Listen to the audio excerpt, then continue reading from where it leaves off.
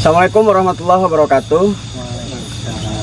Oke, pemirsa Jejak Leluhur dimanapun kalian berada, dan teman-teman subscriber Misteri Jejak Leluhur dimanapun kalian berada, kami kembali lagi dari Misteri Jejak Leluhur akan mengungkap seputar mitos, fenomena gaib di suatu tempat hingga menjadi sebuah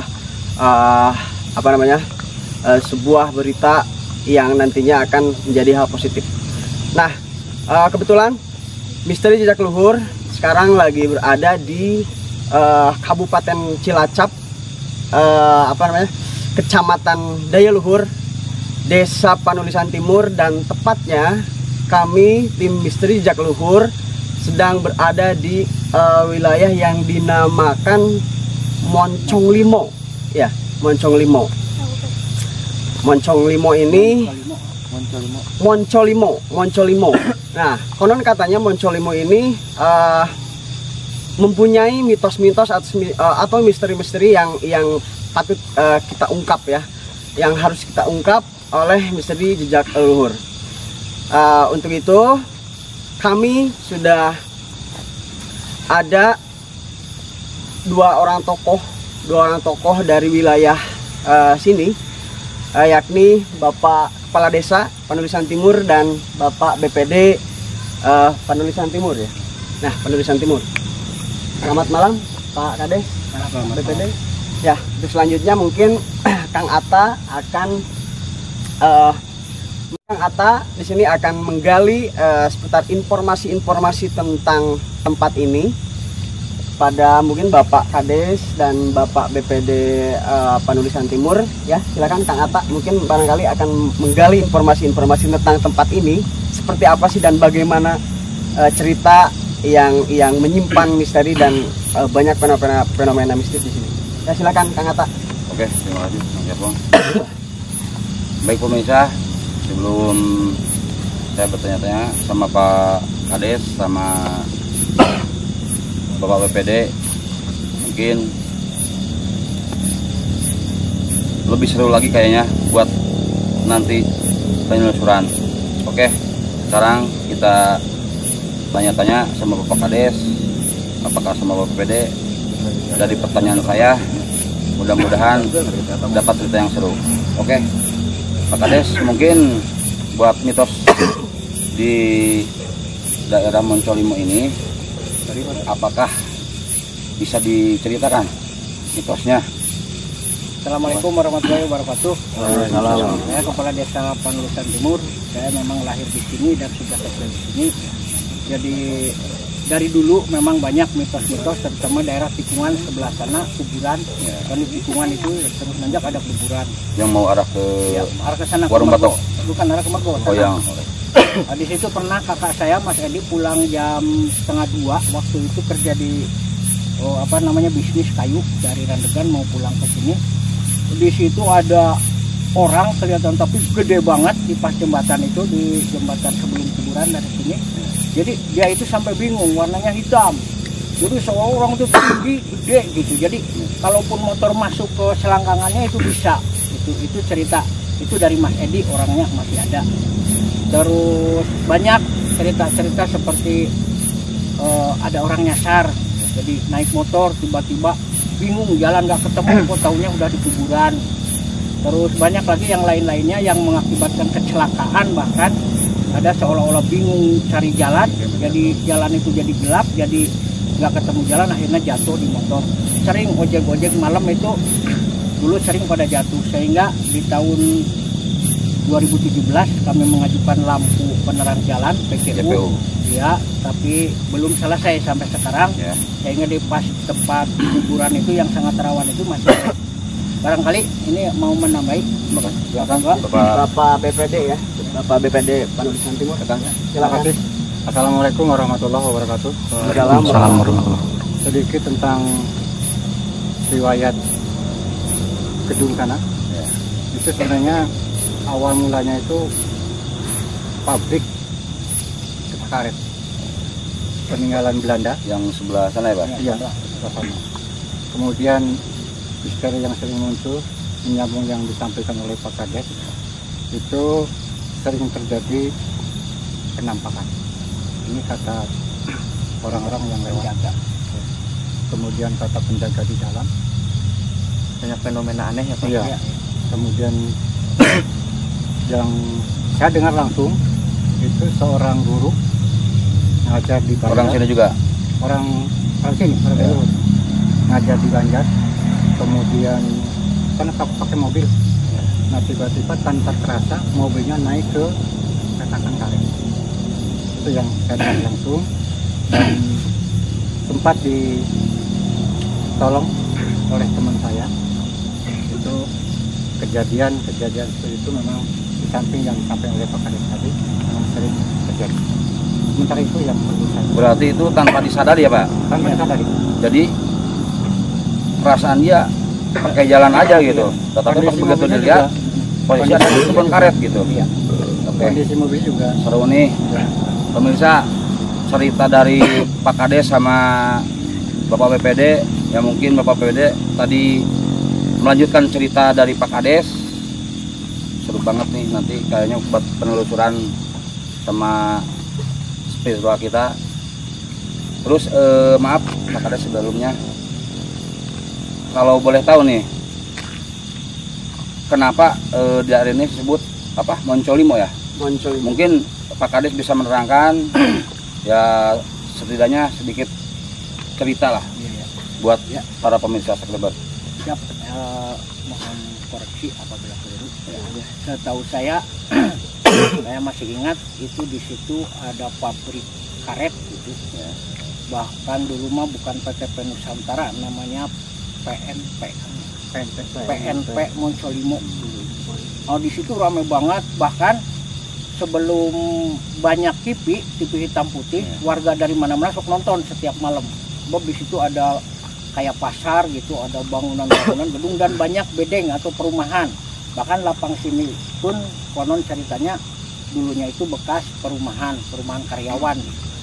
Waktu zaman dulu berarti. Zaman dulu. Bahkan saya SMP pun sebetulnya yang di sana itu masih yang dekat seberang kuburan sebelah sana itu masih perumahan masih banyak gitu. Jadi terus setelah perkembangan zaman PTP Moncolimo dulu kan ada PNP Moncolimo, PNP Warnasari, PNP Wanasuka, jadi banyak di daerah. Nah setelah digabung jadi PTP Nusantara 9 jadi satu hasil produksi dari updeling Moncolimo, jadi satu dengan Warnasari, dibawanya ke Warnasari pabriknya. Jadi di sini tutup. Terus ADM-nya pun jadi satu, tempatnya di Mergo. Nah Moncolimo itu tutup, udah bubar, perumahan pada kosong, pada ditinggal, dan kebanyakan karyawan-karyawannya yang orang-orang wetan dari mana tuh, dari daerah Jawa, dari Solo, dari mana-mana pada beli tanah di kampung sehingga nyebar. Dan sebetulnya asli penduduk sini mah orang Sunda. Ada Jawa itu mantan karyawan, beli tanah di kampung, setelah pensiun tinggal di kampung. Nah, jadi seperti itu. Dan cuman seingat saya jadi pabrik Moncolimo itu masih produktif dan kesini ceritanya seperti itu. Setelah dilebur jadi satu, jadi PTP Nusantara 9 yang pusatnya itu di Warnasari.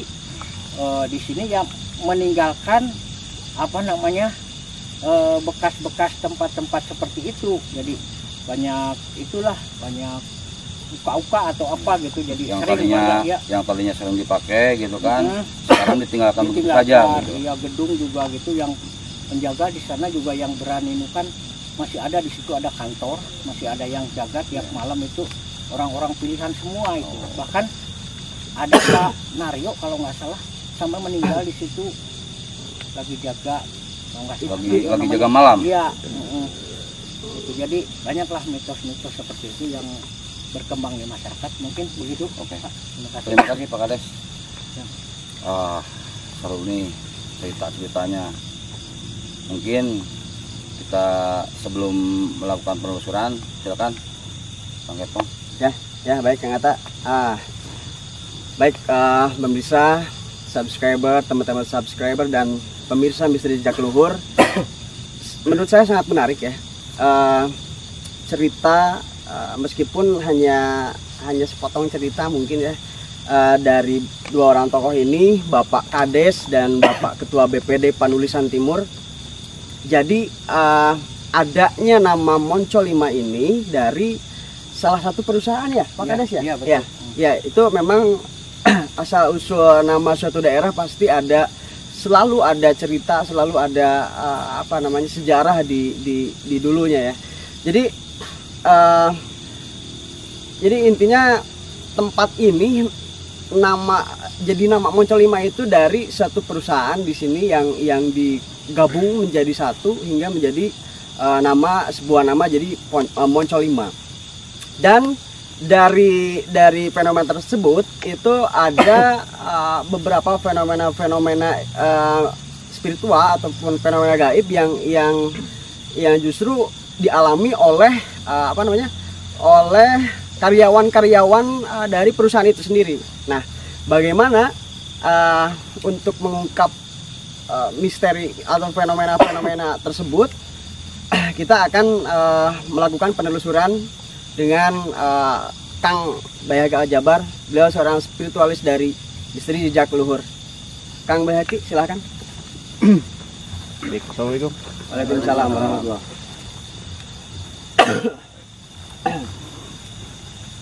Baik, assalamualaikum warahmatullahi wabarakatuh. Sehat walafiat dan alhamdulillah cuacanya juga mendukung. Baik, sebelum saya melanjutkan, karena tadi saya menyimak di belakang obrolan dari Pak Kades bersama Bapak dari mana? Ketua BPD. Ketua BPD. Saya mengucapkan terima kasih banyak dulu nih buat semua pemirsa Misteri Jejak Leluhur dan teman-teman subscriber. Jangan lupa nanti ditonton tayangannya dan jangan lupa like, komen yang positif, kemudian tekan tombol loncengnya tuh. Untuk apa? Mendapatkan notifikasi tayangan terbaru dari Misteri Jejak Leluhur. Baik pemirsa Misteri Jejak Leluhur, setelah tadi saya mendengar obrolan dari Pong atau dari Kang Atta, saya akan mempertanyakan dulu nih, ada beberapa bagian yang mungkin saya akan bincang langsung bersama Pak Kades di sini.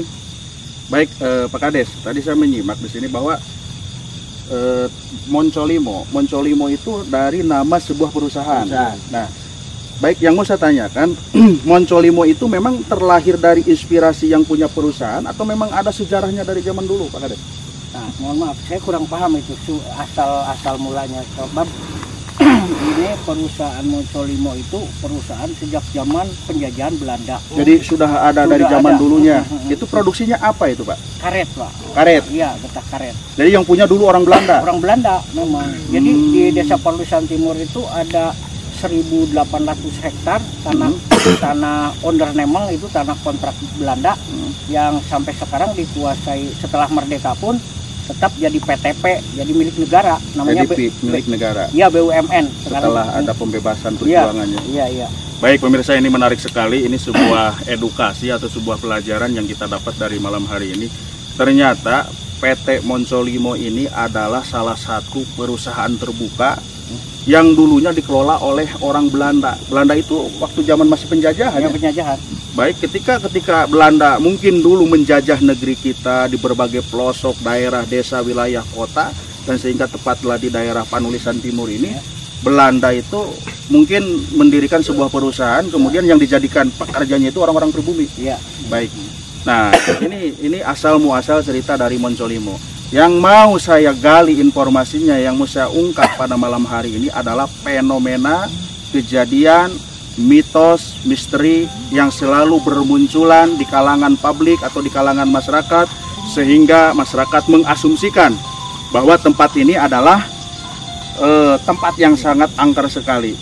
Baik, masih ada satu pertanyaan lagi yang mau saya tanyakan sama Pak Kades, karena informasi yang masuk ke Misteri Jejak Leluhur, Pak, katanya di daerah sini ada sumur tua, Pak. Ya. Betul apa tidak, Pak? Iya. Mungkin Bapak ini mau menjelaskan atau Pak Kades menjelaskan sumur tua itu sebelah mana, Pak? Di dalam. Di situ, bukan di dia. Di sana, di sebelah sana. Jadi bukan ada di sebelah sini. Sumur pabrik, Pak. Sumur apa? Sumur yang Yang dangkal katanya, Pak. Yang dangkal. Emang di sini ada berapa sumur, Pak? Remak putih. Saya kurang tahu ya. Cuman kalau air mah di sini banyak air mah sumber air mah. Yang di bawah mungkin yang dianggap sumur itu Baik. yang kayak itu. Baik pemirsa, saya juga mau mempertanyakan, dulu ada mitos juga nih yang masuk ke Misteri Jejak Leluhur. Dulu ini kan lapangan bola masih aktif ya, masih Ya, digunakan. masih. Katanya di sini ketika mau ada pemain-pemain bola atau ada kompetisi atau turnamen, katanya ada ritual khusus kepada salah satu tempatnya tempat yang mana ya? Ya mungkin di daerah situ. Di daerah sana. Nah, baik pemirsa, ini semakin menarik ya obrolan malam hari ini. Ternyata ini di mana posisi kita saat ini berdiri, ini adalah lapangan bola, cuman kayaknya udah lama terbengkalai, tidak digunakan lagi. Nah, mitos yang beredar di kalangan publik, ketika ada pertandingan bola atau sepak bola di tempat ini harus mengadakan ritual di tempat tertentu. Nah, ritual ini tujuannya untuk apa dan biar apa? Mungkin Pak Kades tahu tujuan ritual tersebut itu biar apa? Kenapa sih harus ada ritual ke salah satu tempat? Apakah memang tempat itu disakralkan atau memang tempat itu dibuat sakral oleh manusia zaman sekarang atau sakral dari zaman dulunya? Ya, soal itu mungkin ya urusannya, karena di tiap dusun ini ada kesepuh gitu yang orang yang dituakan. Jadi ya mungkin itu dianggap sakral itu mungkin oleh manusia penerusnya gitu. Tapi mungkin kan dari sananya ada dari leluhurnya ya turun temurun gitu. Sebab yang jadi sesepuh itu harus jelas asal usulnya dan turun temurunnya, jadi silsilahnya. Adapun kalau mau ada acara-acara mungkin ya tidak lain sembarangan ya, tidak semua, pasti ada tujuannya ya, izin lah ibaratnya. Mohon izin gitu, yang punya apa namanya wilayah. Yang punya wilayah yang nggak kelihatan gitu, jadi istilahnya lahir batin lah gitu. Minta izin supaya minta berkah selamat gitu. Berkah tapi selamat pada ya, pada Allah ya. Mintanya mah pada Allah, tapi dengan jalan seperti itu, dengan wasilah ya. Gitu. Ya mungkin itu Pak. Baik pemirsa, itu yang dituturkan oleh Pak Kades. Ritual-ritual tersebut itu adalah salah satu wasilah atau salah satu media di mana yang dilakukan oleh para kesepuhan di tempat ini ketika mau menggelar acara pertandingan sepak bola. Memang ada ritual. Inti hakikatnya ya kepada Allah Subhanahu wa Ta'ala, karena kita sebagai manusia harus saling menghormati satu sama lainnya, baik entah itu dengan bangsa manusia lagi yang nyata atau dengan golongan-golongan yang tidak nyata, artinya yang kasat mata. Baik pemirsa Misteri Jejak Leluhur, saya sebentar lagi akan melakukan penelusuran ke tempat ritual tadi. Ya, oke, stay tune, jangan kemana-mana, hanya di Misteri Jejak Leluhur. Baik pemirsa Misteri Jejak Leluhur, kita akan langsung ke lokasi yang tadi dikatakan, yaitu sumur yang dimana tempat itu menurut sebagian warga di sini adalah sakral karena sering digunakan untuk ritual. Ritual yang tadi sudah disampaikan sama Pak Guru atau sama Pak Kades, itu adalah ritual sebagai wasilah ya, bukan ritual untuk meminta sesuatu atau meminta kekuatan kepada makhluk gaib, bukan. Nah, tapi kita di sini akan coba melakukan penelusuran ada apa saja dan terdapat apa saja, dan memang sumur itu mempunyai arti sejarah apa tidak dari zaman dulunya. Begitu Pak Kades. Baik, oke, kita akan langsung ke belakang. Yuk, kamera ikutin kita. Silahkan yang tahu jalan duluan. Silahkan Pak. Silahkan Pak Kades.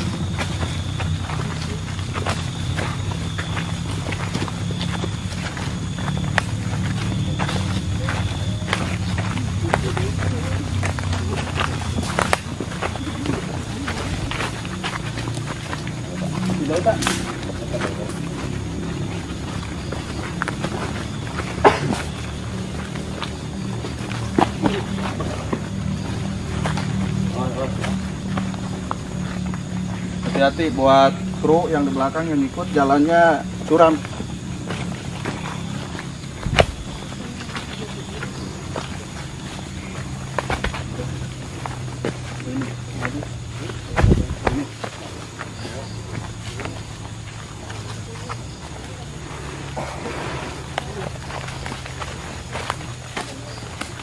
Baik pemirsa Misteri Jejak Leluhur, kita sudah nyampe di lokasi sumur yang dikatakan tadi, yang memang dimana tempat ini dianggap sakral oleh sesepuh di sini. Dan saya sudah merasakan penyambutan energi di tempat ini. Energinya udah udah nggak karuan. Dan Pak Kuwu ada di sebelah sana bersama Pak BPD.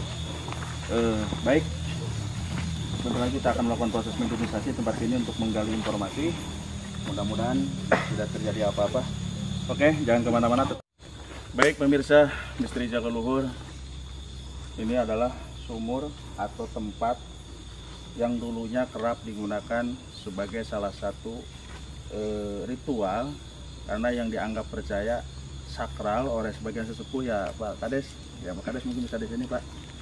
Ya, saya akan coba melakukan pendeteksian dulu.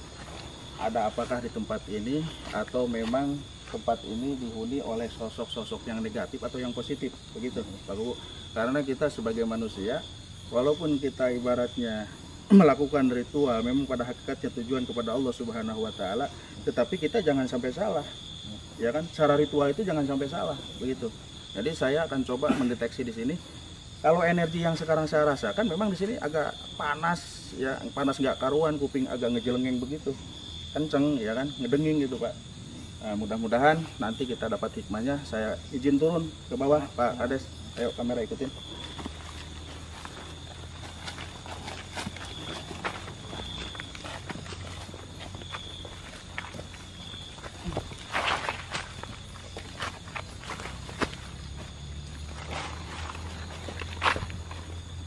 Baik pemirsa Misteri Jejak Leluhur, saya akan melakukan pendeteksian di tempat ini.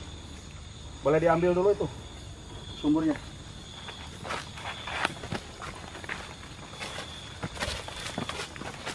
Nah, jadi sumur ini dipercaya airnya tidak pernah kering. Jadi walaupun musim panas atau musim kemarau, sumur ini airnya selalu ada. Dan saya akan coba. Bismillahirrahmanirrahim.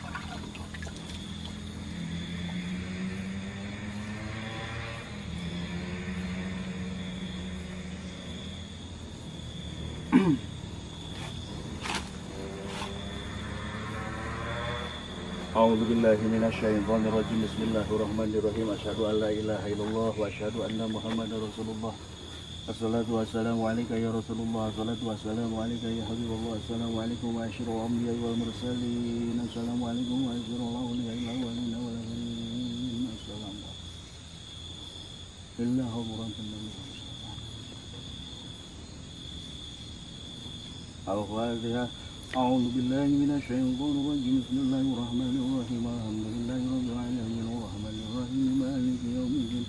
Iyyaka na'budu wa iyyaka nasta'in ihdinas siratal mustaqim siratal ladzina an'amta 'alaihim ghairil maghdubi 'alaihim waladdallin.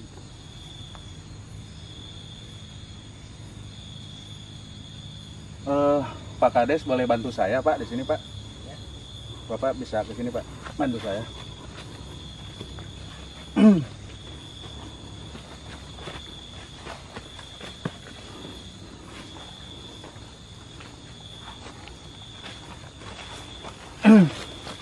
Baik Pak Kades bisa berdiri di sini Pak. Ini kamera bisa di sebelah sana satu, ke atas tom. Bapak, saya sudah ada di lokasi sumur bersama Pak Kuwu ya Pak Kuwu ya. Saya akan coba mendeteksi energi gaib di sini. Apakah energi gaib yang di sini positif atau negatif? Nanti Pak Kuwu akan coba saya beri sinyal untuk merasakan energi yang ada di tempat ini. Siapa Pak Kuwu ya? Ya. Oke, Pak Kuwu tangannya boleh begini Pak Kuwu. Ya. Tangannya begini. Pak Kuwu matanya boleh mejem, boleh enggak, terserah Pak Kuwu. Yakini aja bahwa Pak Kuwu di sini akan mendeteksi energi yang ada di tempat ini. Apakah energi positif dan negatif nanti akan dirasakan sama Pak Kuwu ya. Saya akan beri sinyal. Bismillahirrahmanirrahim. Alhamdulillahirabbil alamin arrahmanirrahim. Iya kan betul.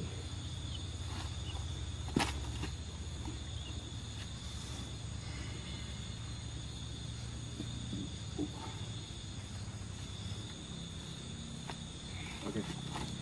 Pak Kuwu sekarang rasakan energinya. Dan apabila tangan Pak Kuwu ingin bergerak mengajak jalan, ikutin saja kemana arah jalan tersebut. Dirasakan. Baik pemirsa, ini Pak Kuwu lagi coba merasakan energi yang ada di tempat ini, negatif atau positifnya.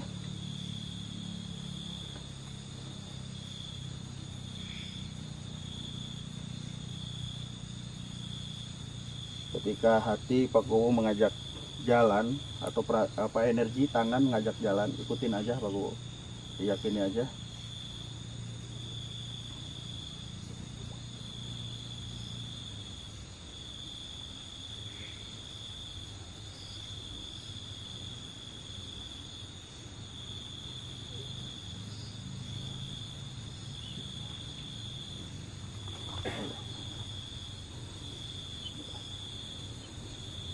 Bismillahirrahmanirrahim.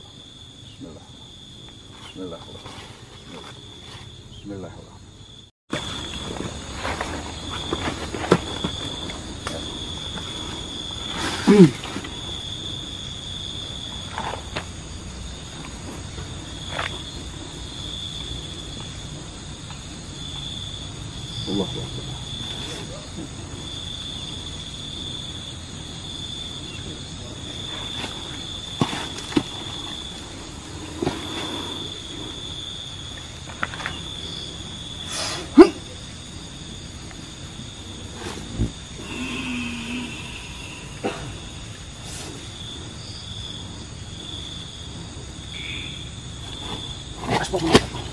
Mundur pokoknya.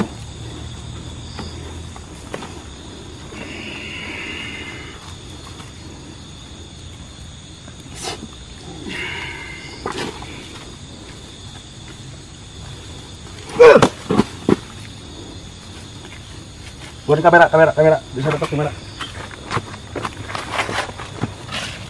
Coba. Ada sebuah energi yang terpental di sini barusan. Coba center.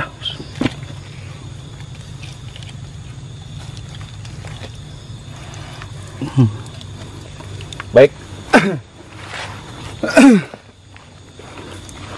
Pemirsa misteri jak leluhur, sudah ada satu apa ini Pak Kuwu? Batu ya? Itu batu. Ada sebuah mustika yang barusan saya manifestasikan di sini. Saya ambil dari sebelah sana, ternyata energinya ke sini. Ya, ketika saya manifestasikan di sini, ternyata muncul sebuah benda ini. Nanti akan saya mediumisasikan kepada mediator saya. Apakah benda ini memang asli ada di sini atau memang ada orang jatuh gitu, ya? Atau memang ada orang yang menyimpannya, atau memang benda ini sudah lama ada di sini. Kita akan mediumisasikan di atas. Teman-teman subscriber, tadi kita di bawah mendapatkan ini, Pak, ya. Kita mendapatkan ini. Ya, kita akan gali informasi. Ini memang menyerupai sebuah bentuk batu, itu adalah manifestasi dari sebuah energi yang ada di sumur tadi. Cuman saya belum tahu ini positif atau negatif nantinya kandungannya. Maka saya akan coba mediumisasikan ke mediator. Silakan buat Heri mediator ke depan. Oke, kita akan melakukan proses mediumisasi. Dan saya minta 2 orang tim di sini, takut mediator kita, dan juga ada di sini. Ya. Kita silakan kamu duduk sini.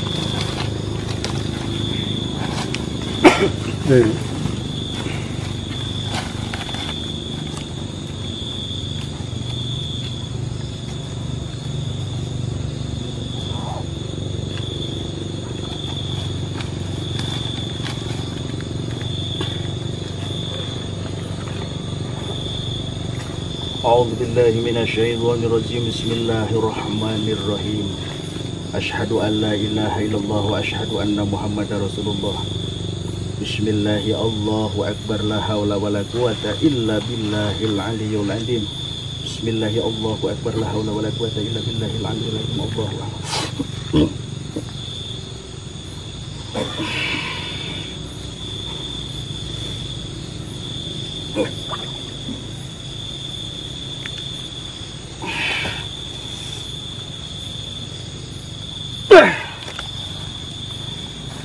Ya, sudah masuk ke tubuh mediator.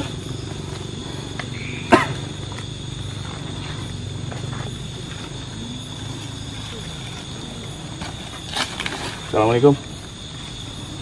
Bisa bicara? Assalamualaikum. Assalamualaikum. Dia menjawab waalaikumsalam, cuman pelan. Dengan siapa saya komunikasi? Dengan saya. Anu ngajaga di dia, ngajaga di mana? Dia tempat. Jadi Pak Bu, ini ada sosok katanya yang menjaga di sini tempat. Kenapa tempat itu harus dijaga? Memang ada apa? Ayah naon tempat itu kudu dijaga? Tempat saha eta? Tempat saha? Dia boga saha ieu? Benda ieu boga saha? Boga saha benda ieu? Boga anjeun? Boga saha? Boga nulungan anjeun? Saha baheula nu di desa? Bisa ngobrol? Jadi sosok ini mengaku menjaga di sini. Kenapa tempat ini harus dijaga? Kenapa? Anjen boga agama henteu? Agama anjen naon?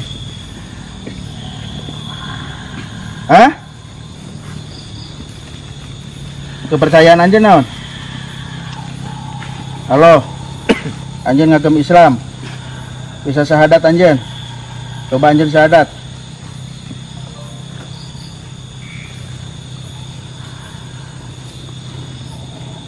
Dia lagi baca syahadat, pemirsa, karena kecil suaranya tidak bisa besar.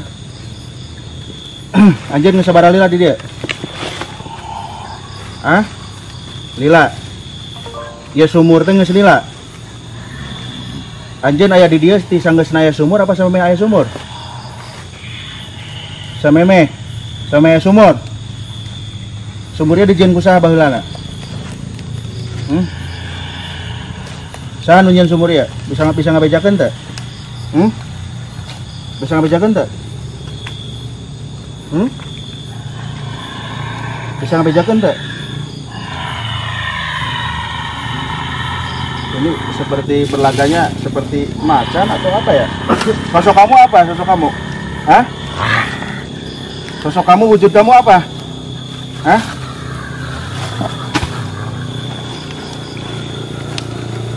Baik, ada beberapa sosok yang negatif. Jadi sosok ini pemirsa melihat ke sebelah sana ada sosok yang negatif. Mungkin alangkah lebih serunya kita medomisasikan aja. Boleh saya minta mediator satu? Ya, ini adalah sosok yang positif. Nah saya akan coba untuk medomisasikan yang negatif yang dilihat sama sosok ini.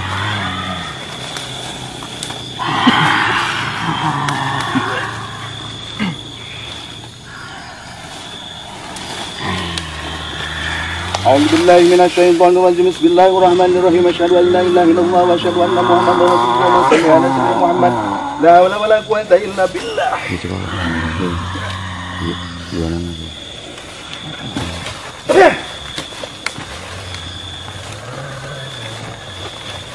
Sudah ada dua sosok yang masuk.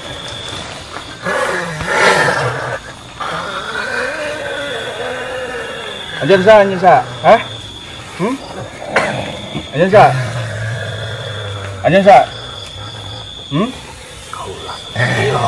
Anjir nu di dia saya. Belah itu. Anjir belah mana? Di dia anjir naon gawe? Ulah ngajaga di dia. Anjir ngajaga di dia. Anu ngajaga sumur ieu. Naon batang dijaga ya sumur? Tempat saya sumur. Paninggalan Kiremak Putih. Hari Kiremak Putih teh saha? Asalna ti Cirebon. Asalna ti Cirebon. Aya saha ieu? Ya kaitanna teh jeung anjeun. Eueuh. Baik pemirsa, ini adalah sosok yang barusan dimedomisasikan. Dia menceritakan bahwa ini adalah peninggalan Kiremak Putih. Kiremak Putih itu sosok seperti apa dulunya? Kiai penyebar Islam kah atau memang apa? Penyebar Islam di Cirebon. Ke daerah dia. Terus dia sumur teh didamel ku anjeunna. Dengan tujuan apa dia membuat sumur di sini? Yang mersian awak. Mungkin kamera bisa lebih dekat ke sini biar terdengar suaranya. Iya, bangsa anjeun, balat anjeun kene atau luar? Heula saha anjeun jeung ieu? Heula anjeun nu ngageugeuh di dieu. Naon wae biasa nusuk dilakukan ku jelema di dieu? Loba nu mandi. Mandi tujuan mandi eta naon? Jang nyucikeun diri. Nepikeun ka sabaraha lama waktuna Ki Remak Putih teh baheula teh di dieu teh. Apakah beliau itu tapa? Ini iya masuk makhluk naon ya maksudna? Sabangsa jeung anjeun maksudna? Bangsa jin. Ya. Baik pemirsa, ini adalah sosok makhluk. Ini yang mengaku, ini juga mengaku ya ini. Saya akan cobakan baca ayat Al-Quran. Saya tidak akan percaya sama makhluk ini, tidak akan percaya sama makhluk ini juga. Ketika saya baca ayat Al-Quran, maka makhluk yang mana yang akan merasakan panasnya dengan bacaan ayat suci Al-Quran. Bismillahirrahmanirrahim. Bismillahirrahmanirrahim. Alhamdulillahirrahmanirrahim. Maliki yaumiddin. Iyyaka na'budu wa iyyaka nasta'in. Ihdinas siratal mustaqim. Siratal an'amta 'alaihim ghairil maghdubi 'alaihim waladdallin. Bismillahirrahmanirrahim. Qul huwallahu ahad. Allahus samad. Lam yulad wa lam yulad ahad. Bismillahirrahmanirrahim. Qul Allahus samad. Lam yalid wa lam yulad wa lam yakul kufuwan ahad. Bismillahirrahmanirrahim. Allahus samad. Lam yalid wa lam yulad wa lam yakul lahu kufuwan ahad. Baik pemirsa, misteri jejak leluhur. Ketika saya bacakan ayat suci Al-Quran, ternyata sosok ini yang merasakan ada benturan dari energi Al-Quran tadi atau dari kekuasaan Allah Subhanahu wa Ta'ala. Berarti tandanya jin ini adalah jin yang fasik, jin yang kufarot, di mana jin ini tidak beriman kepada Allah Subhanahu wa Ta'ala. Karena bahwasanya Allah menciptakan golongan manusia dan golongan jin hanya untuk beribadah kepada Allah Subhanahu wa Ta'ala. Baik, saya akan coba untuk mengeluarkan sosok ini agar dia bisa keluar, biar mediatornya tidak apa ya.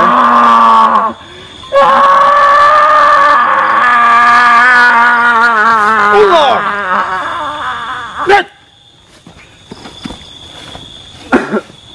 Baik. Coba ambil air.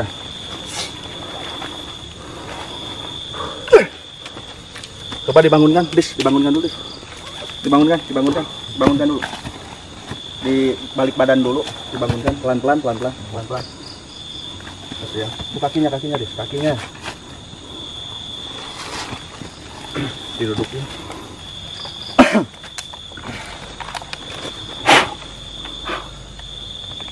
A'udzubillahi minasyaitonirrajim. Bismillahirrahmanirrahim. Allahu akbar. La haula wala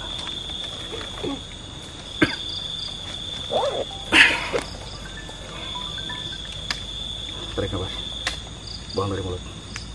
Tarik nafas, buang dari mulut. Ayo kasih aku bro, kasih air nih. Minum.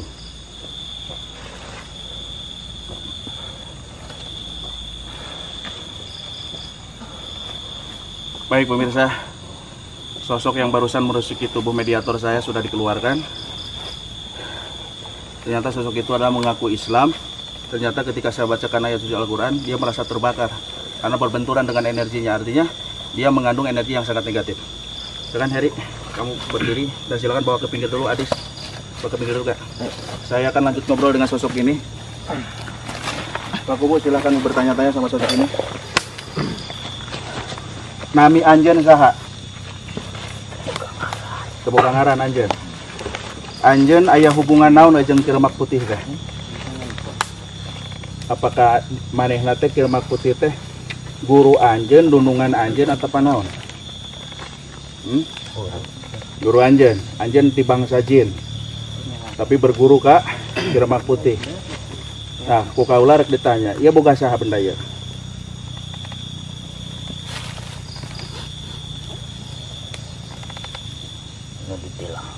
Nu ditilamkeun di tempat ieu. Ieu boga saha? Peninggalan di tempat ieu. Baik, Pak Kuwu silakan mungkin mau nanya-nanya dulu pada tentang asal usul si Kiramak Putih. Asal usul Kiramak Putih asalnya di mana? Cirebon. Terus datang ke dia rek naon? Menyebarkan Islam. Jadi anu baheula teh di dieu teh aya pasantren teh kumaha? Pasinggahan. Oh, pasinggahan. Di antara murid-muridna saha wae di dieu nu aya? Aya menjadi kiai. Di antarana aya aran-arana itu aran leluhurna dinaon wae. Ngan berarti Baik pemirsa, Pak Kuwu lagi berdialog dengan sosok yang masuk ke tubuh mediator. Di zaman Belanda berarti apal asal usul desa Pangusan Timur. Hari iya nama putih baranti nyucikeun badan menarik badan lain berarti hadi mereka kabut haram. Terus itu bisa anu Kiramak Putih bisa ngejaga anak cucuna di dia murid-muridna supaya aman terus. Eta mah urusan Kiramak Putih. Goreng teh bisa Baik, pemirsa, Pak Kuwu masih berdialog dengan sosok ini karena sosok ini yang mengaku dulunya pengikut Kiramak Putih. Anjeun teu boga ngaran, tapi ageman anjeun teh Islam. Diislamkeun ke Kiramak Putih. Jadi baheulana Kiramak Putih teh singgah dia tempat. Nami asli nak Kiramak Putih teh saha? Kan anjeun tadi nyarioskeun bahwa artinya remak itu putih teh tempat ngomean jiwa-jiwa manusia gitu. Maksudnya datang ka Cirebon teh saha si anjeunna anu sabenerna gitu. Apakah anjeun bisa nyaritakeun atau napi henteu bisa nyaritakeun coba? Teu meunang nyaritakeun. Ini teh di aya kaitanana ke zaman kerajaan di daerah Dayeuh Luhur apa itu? Geus kabelah bahdieunnakeun. goreng datang ka belah. Anjeun datangna ka belah dieunnakeun. Tapi zaman Kiramak Putih mah aya kaitanna jeung zaman kerajaan di dieu. Jadi sosok ini mengaku dia datang ke daerah sini udah apa namanya? Udah kebelakangan lah. Jadi geus kabelah dieunnakeun gitu Pak Kuwu. Jadi Kiramak Putih mah di zaman kerajaan gitu. Baik, ya mustika iya maksudnya kumaha ya mustika iya maksudnya naku kaula dikembalikan di tempatna karena anjeun nu ngajagana atau napi kumaha?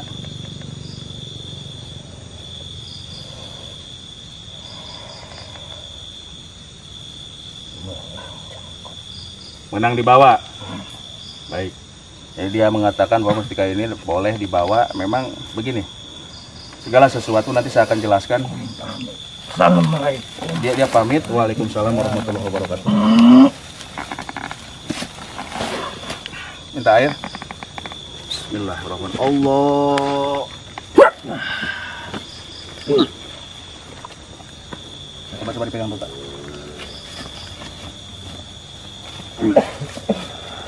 Allah Akbar. Yuk. Coba. Diminum airnya nih. Tarik nafas. Baik pemirsa Misteri Jejak Leluhur, tidak lama kita komunikasi dengan sosok yang merasuki tubuh mediator karena kekuatannya, Pak Kuwu. Jadi kekuatan sosok tersebut masuk ke tubuh mediator itu tidak bisa berjam-jam karena mediator itu mempunyai fisik yang lemah, ya kan, sementara energi yang seperti itu kuat. Jadi begini pemirsa, ini semakin menarik dan saya akan coba untuk kembali meditasi atau interaksi. Mudah-mudahan saya dapat petunjuk untuk menggali siapa Ki Kiramak Putih sebenarnya. Nah itu, jadi pengen tahu, masyarakat di sini kan pengen tahu Kiramak Putih itu siapa. Dan ternyata sosok itu mengatakan beliau dari Cirebon. Tetapi sayangnya sosok itu tidak mengatakan siapa nama Kiramak Putih yang aslinya. Nah mudah-mudahan Pak Kuwu saya diberikan petunjuk hakikatnya dari Allah Subhanahu Wa Taala. Saya akan coba minta izin sama Pak Kuwu untuk melakukan meditasi. Untuk melakukan meditasi di tempat ini pemirsa. Mudah-mudahan saya bisa berkomunikasi dengan sosok Korin atau dengan sosok-sosok apa saja yang ada di sini yang bisa memberikan penjelasan kepada kita nanti khususnya atau kepada masyarakat luas, pada khususnya untuk warga Kabupaten Cilacap di Kecamatan Dayaluhur ini. Oke, saya akan coba langsung untuk berkomunikasi di bawah. Pak Kuwu, saya minta izin. Ayo ikutin kamera. Ini boleh depan aja.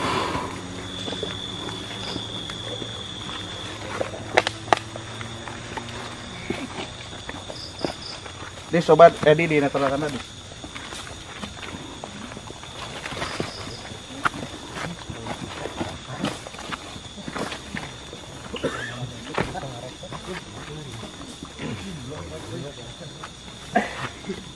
Baik pemirsa Misteri Jak Leluhur, saya kembali lagi ke bawah di mana tempat tadi saya menemukan satu mustika atau satu buah mustika tempat ini, dan tadi sudah sempat kita komunikasi dengan sosok di atas yang mengaku penjaga tempat ini, bahkan mengaku dia pengikut dari Ki Remak Putih. Dan saya di sini akan coba untuk menggali informasi dengan lewat spiritual saya. Mudah-mudahan saya bisa mendapatkan ridho daripada Allah Subhanahu wa Ta'ala, bisa menggali informasi tempat ini. Ki Remak Putih itu siapa sih sebenarnya?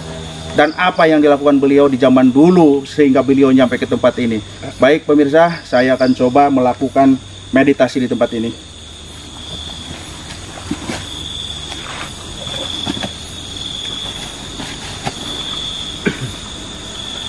A'udzubillahi minasyaitonirrajim. Bismillahirrahmanirrahim. Asyhadu an la ilaha illallah wa asyhadu anna Muhammadar Rasulullah. Allahumma shalli ala sayyidina Muhammad. La haula wala quwwata illa billahil aliyyil azim. Wassalatu wassalamu alayka ya Rasulullah. Wassalatu wassalamu alayka ya Habiballah. Assalamualaikum ma'asyiral anbiya'i wal mursalin. Assalamualaikum ma'asyiral awliya'il awwalin wal akhirin. Assalamualaikum ma'asyiral malaikah. Assalatu wassalamu alayka ya Rasulullah. Assalatu wassalamu alayka ya Habiballah.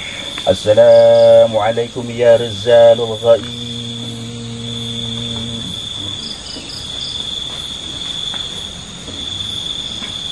Al-Fatihah. A'udzubillahi minasyaitonirrajim. Bismillahirrahmanirrahim. Alhamdulillah. Wa ya Rabb.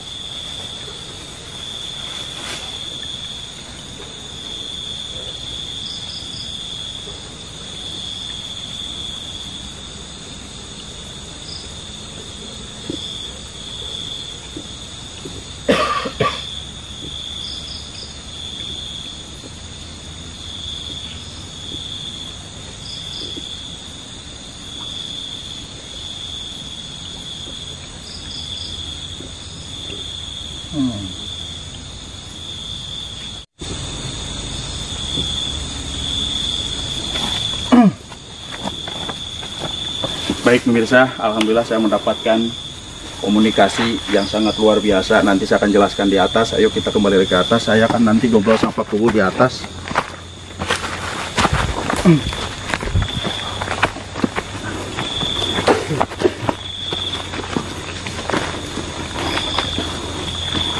Pak Kuwu, Pak BPD mungkin sini. Ini atas segala kekuasaan Allah Subhanahu wa Ta'ala ya. Baik pemirsa Misteri Jak Leluhur, barusan setelah saya melakukan interaksi secara batin, secara spiritual, saya menemukan beberapa jawaban sasakalanya seumur ini dulu kala. Mudah-mudahan ini benar, dan ketika kebenaran ini hanya datangnya dari Allah Subhanahu wa taala, dan kebodohan, kelaifan, kehilafan itu milik saya yang bodoh, yang hina. Baik Pak Kades, ketika saya barusan melakukan perjalanan spiritual atau komunikasi astral, ternyata betul Ki Remak Putih ini adalah salah satu penyebar agama Allah, ajaran Islam dari Cirebon. Ya, pada saat itu Cirebon memang sudah memeluk agama Islam, dan nama asli daripada Ki Remak Putih ini adalah Arya Suradita. Jadi beliau memiliki nama Raden Arya Suradita. Raden Arya Suradita ini diutus oleh kepemerintahan Cirebon untuk menyebarkan agama Islam ke Kerajaan Dayeuh Luhur pada zaman itu. Kerajaan Dayeuh Luhur itu dulu kala adalah kerajaan yang dari Galuh sebenarnya. Betul tidak Pak Kades? Jadi kerajaan Dayeuh Luhur itu asal muasalnya, jadi di wilayah ini, di Dayeuh Luhur ini adalah terdiri satu kerajaan, itu pemekaran dari kerajaan Galuh. Nah, di mana di Dayeuh Luhur ini berdiri salah satu kerajaan di mana raja-rajanya itu turunan-turunan dari Galuh. Nah, ketika Arya Suradita menyebarkan agama Islam, ini di era raja yang ketiga. Raja Dayeuh Luhur yang ketiga, dia mengatakan itu adalah Prabu Raja Raksagati. Raksagati. Nah, betul ada. Nah, Raksagati itu adalah raja ketiga dari kerajaan Dayeuh Luhur. Nah, disitulah Suradita datang ke tempat ini, Arya Dika datang ke tempat ini untuk menyebarkan agama Islam. Singgah di tempat ini, kemudian mulailah beliau menyiarkan agama Islam di tempat ini. Lalu mulailah beliau dulu membuat padukuhan di tempat ini dan membuat satu sendang buat pemandian, di mana air itu diciptakan dari tongkatnya. Air itu diciptakan dari tongkatnya atas segala kekuasaan Allah Subhanahu wa taala, dan keluarlah air. Maka air ini dipercaya untuk mensucikan jiwa-jiwa yang kotor, sehingga orang-orang itu kembali kepada ajaran Allah Subhanahu wa taala yang dibawa oleh Ki Remak Putih yang dari Cirebon barusan. Jadi beliau masuk ke kerajaan Dayeuh Luhur itu di bawah pimpinan raja yang ketiga, yaitu Raksagati. Raksagati.